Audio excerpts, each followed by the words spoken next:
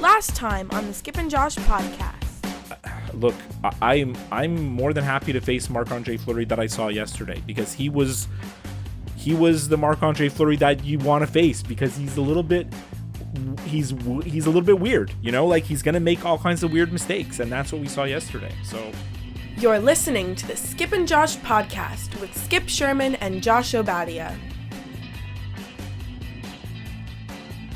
Okay, Skip, so before we begin, I just want you to know that this is the first episode we've done ever that the only application I have open on my computer is Audacity and nothing else, which means I'm flying blind right now. I gotta tell you something. I only have one program open on my computer, and it's Audacity, recording the audio. And I have no notes, and yeah. But we're not flying blind because we just watched the game, so it's fresh in our mind. We know exactly I know exactly what I want to talk about. Right. I mean, let's tell the listeners, the game just ended like 7 minutes ago, and normally we don't record right after the game because it's past our bedtime, but I'm going to be driving all day tomorrow, so we knew our listeners wanted an episode, and we decided to suck it up and stay up a little bit later to talk about tonight's exciting game. Well, I mean, I feel like now that we recorded after they won twice, the sample size is becoming bigger. Yeah, the sample size is becoming bigger. I think it's like our duty to keep doing this until they lose now. So it's the opposite of how it was before. So I don't really have many things to say. This is going to be a very short episode, but I have a feeling that the things I want to say are the same things you want to say. So sure.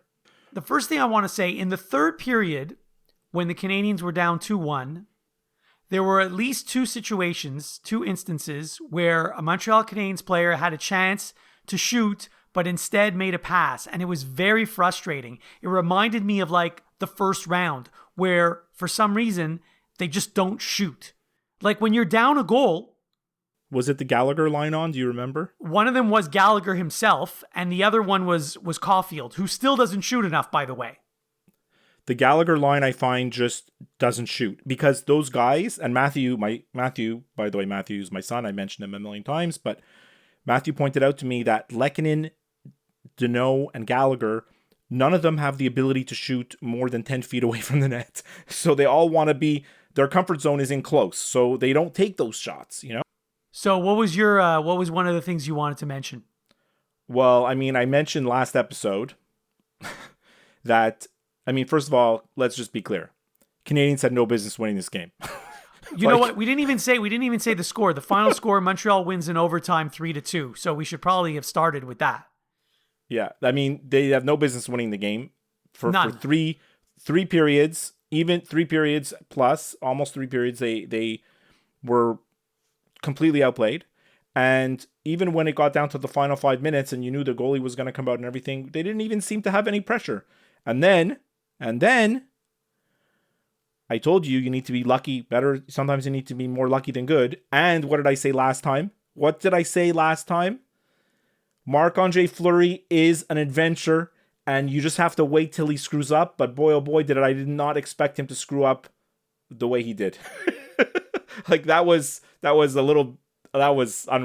I was stunned when it happened, but thank God Josh Anderson was right there, because if he wasn't there, then there's no goal.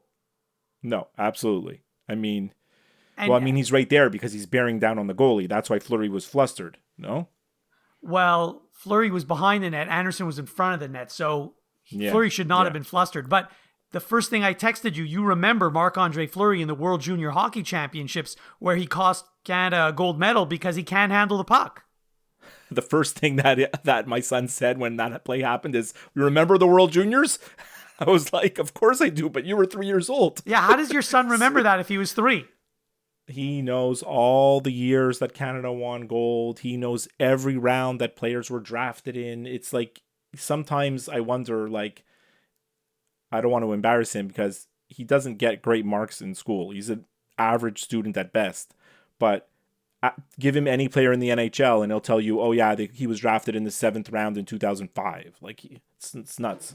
So other than the winning goal in overtime, I could say that every goal that was scored tonight was because of a mistake that was made by someone. For example... You think so? But Suzuki and Caulfield, that was a great goal. Yes, but how did he get the breakaway in the first place? Well, I mean, yeah, but turnovers are something that happens. Right, so a turnover is a mistake. Yeah. And, of course, the first Vegas goal was a mistake by Eric Stahl. The second Vegas goal, in my opinion, was a mistake by Carey Price. Terrible. Even though he played great, but, that puck should have been stopped. And then the tying goal, of course, was a mistake by Marc-Andre Fleury. Yeah, I mean, the shots were 30-8, Josh, after the 2 periods. 30-8. I know. The Canadiens' recipe is when they score 3 goals, they win, right? That's the recipe. Actually, I think if they score 2 goals, they win, if you go back and all these playoff games. Maybe, but I mean, 3 is like the magic number. Right. And you can't, you're never going to get 3 when you only have 8 shots. Like, that's just not going to happen. Well, they put up a stat. The least amount of shots that a team has taken in a playoff game and still won the game is 10. Yeah. Well, they had more than that because actually the Canadiens actually outshot Vegas in the third period. I checked the stats after the game, and in overtime it was 6-5. Overtime actually was the Canadiens' best period. They were actually playing with a much more flow and energy, right? Like, well, I mean, we said it last time. Once the game gets to overtime, I have total confidence in Montreal. I agree. Because they know that the other team is not going to be able to score. Like, they have that confidence, Although, usually, especially because the Canadiens are only using 4 defensemen, usually the longer the overtime goes, the worse it is for Montreal. Yeah.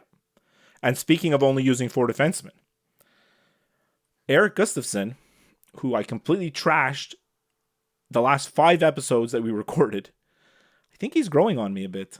Oh, I'm sorry to hear that. I was hoping you wouldn't say that. He's still not good. Don't get me wrong. Like, he's still not good. But he actually made a couple of plays today that I was like, oh, that was actually a nice play by Gustafsson. Like, I was like a little bit surprised because he has like a skill level, right? I mean, like guys like Edmondson and Sherratt and Weber, they're not making these great passes out of the zone. They're just banging it off the boards and getting it out, right? But Gustafsson actually has some skill in him where he can make a breakout pass, out of the zone and get a transition game going, which is something the Canadiens sorely lack sometimes. So actually I give him a passing grade tonight, let me just say. I don't know if you heard, both Chris Cuthbert and Craig Simpson both took a shot at Gustafsson tonight. I was thinking maybe they listened to our podcast last episode. God, that's crazy. And then the last thing I wanted to say was, and this is going to sound weird, but if Jake Evans is healthy, I think I'd put him in instead of Kotkaniemi. I wouldn't do that. No? I wouldn't do that. Kotkaniemi, to me, just looks lost out there. He just looks like he doesn't know what to do. He passes when he should shoot. He shoots when he should pass. He dumps it in when he should carry. He carries when he should dump it. Like, he just doesn't know what to do. He's not playing within himself, So I don't disagree with you, but I still wouldn't scratch him from the lineup. I wouldn't do it. Well, I mean, they won a game, so the history is going to be they're not going to change the lineup. Although, 2 other things I want to say. I'm not done either. I got a couple. We didn't even talk about like the most important piece of news from today. Right. Is that Dominique Ducharme, the Canadiens head coach, is positive for COVID, and he's not going to be behind the bench for the rest of this series. Hold on, is it the rest of the series, or is it just like until he has 2 negative tests? Well, I think he has to. Yeah, technically it is 2 negative tests, but they're saying that it's 10 days. He's not going to be able to come back. By the way, I remind you that last year in the playoffs, the Canadiens head coach also missed an entire round. Attack. Yeah, I know. So look, do I think this is a big deal? No, because how many times in the 224 preceding episodes when we talked about coaches, it's a very overrated thing. Now, coaching is important. Look at Barry Trotz. A guy like Barry Trotz can make the Islanders into a contender, but it's not what he's doing behind the bench during the game. It's all the work that he put in during the season, in the video reviews, in the practices, all in the room in between periods, which the Canadiens could miss out, but they still have the assistants. But it's getting them to play a certain way, because by the time you're in the game, when the Canadiens are in overtime tonight, do you think the coaches are making adjustments? They're not changing strategies. Maybe they're changing the lines, which they did, actually. They did change the lines up in overtime. But I mean, it is what it is. They're going to have to play through it, So about 5 minutes into the overtime, when Suzuki went down, it looked like he was tripped and they didn't call a penalty. I was going to text you and say that the only way they're going to call a penalty is if someone draws blood. And then someone drew blood and they still didn't call a penalty. Look, the only way there was a penalty being called in that overtime, if Corey Perry can't get a penalty drawn against him for getting... He had blood all over his face. I texted you that he went 4 rounds with Conor McGregor, right? Like he looked like he was Conor in a McGregor fight. would only need about 10 seconds to destroy Perry.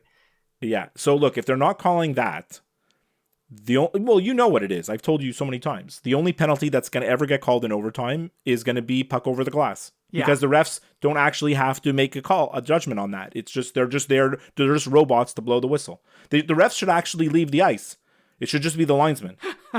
That's good. It should just be the linesman, offsides icing, puck over the glass. That's it. No rules. It's like no rules, new style of game. So. Can I just say how we haven't even talked about the winning goal. It was a great play by Josh Anderson to bat the puck out of the air, but the pass from Paul Byron was so nice. He undid Fleury's jockstrap when he made that pass. Byron is such an important player. He's so underrated. He's just smart. First of all, he's a smart player, but he's fast as hell. I mean, he's the fastest guy out there, and he makes plays, you don't notice him sometimes during the game, but every now and then he just makes a crazy play, like the goal he scored against the Leafs in game 1. That's like superhuman, So and the goal he scored against Vegas. Yeah, absolutely. That's true. The goal he scored last game, that crazy backhander. So looks like we really do have ourselves a series here. Yeah, I mean, listen. Vegas is going to go back in the dressing room tonight. And they're going to be like, it's in their head now, right? They're like, what else do we have to do to win a game? Like, what other gear can they get to? Or what other level of play can they attain to win a game? I don't think they can attain a level higher than what they did tonight, to be honest. And if that's not good enough, then that's not going to be good enough to win the series. So it's kind of psychological, I think, for them. And Fleury, too. I wish those 3,500 fans in the Bell Center would have cheered for Fleury every time he touched the puck. That would have been good. So, I bet you there's some people in Montreal that are rooting for Vegas because they have more French Canadians on the team than Montreal does. Josh, there's psychopaths in this city.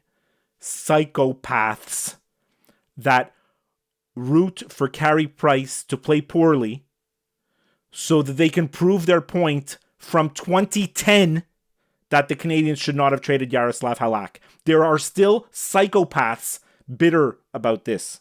Like, get over it. Yeah, no, but yeah, you're right. Well, by the way, I am a Halak fan. I like Yaroslav Halak fine. But, all those Carey Price haters that came out after every single game, I had to listen to them talking to me at barbecues, in restaurants. Everywhere I went, when we start talking about hockey, I hear people bad-mouthing Carey Price. And I always used to say, look, he's up and down just like every other goalie in the league. What the problem is, we always held him to this higher standard, right? All those Carey Price people, and they all know who they are all suddenly very, very quiet or suffering some short-term memory loss. I think this is the first time that Price has 10 wins in a playoff season in his career. It is. It is. The previous most wins he had in a playoff was the year against the Rangers when Kreider took him out in game 1 of the conference final. So he had 8. Right, Then right. his next, he got 9 and 10 now. So now, Price was lucky tonight as well. There were some posts. Oh, yeah. There always is. But actually, you notice the Canadians made an adjustment, and CBC made a good job. CBC, I shouldn't say that. Sportsnet made a good job of showing it. The Vegas would park a guy right in front of the net, like they always do, and normally the defenseman comes to try to push him out of the way. This is actually hurting the Canadians because it's causing too much traffic in front of the net. So the Canadians defenseman was just on the side of that guy. You want to stand in front of the net? No problem. And they had to have an awareness to, if a rebound comes, they got to lift his stick or push him out of the way then. But they were trying to give Price more room, more room to see, because when he can see, he usually stops it. Look how many goals, of all the goals he's let in the playoffs. I mean, I would say definitely more than 50% are off of deflections. Right. And by the way, Pietrangelo has 3 of their last 4 goals. 3 of Vegas's last 4 goals. I think he's a fantastic player. Yeah, I think the Canadiens maybe should just focus on him a little bit.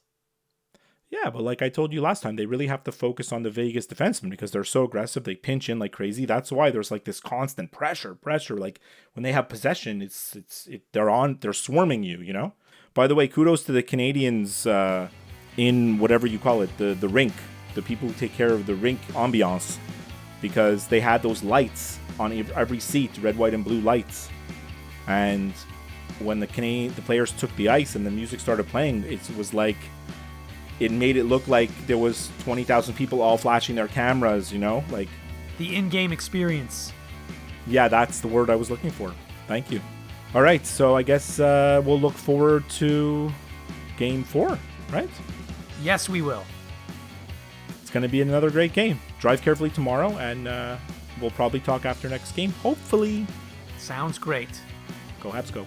Go Habs, go. Talk to you later.